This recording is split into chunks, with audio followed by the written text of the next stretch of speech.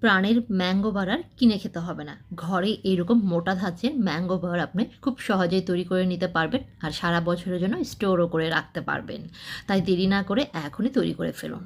এখানে ১ কেজি আম নিয়েছি। আম পিল করে তারপর গ্রেটার দিয়ে গ্রেট করে নিচ্ছি। কেউ চাইলে কেটেও নিতে পারেন। গ্রেট করা আমগুলো একটা খালি প্যানের মধ্যে নিয়ে স্বাদ অনুযায়ী লবণ আর কিছুটা পানি দিয়ে সেদ্ধ করে নেব।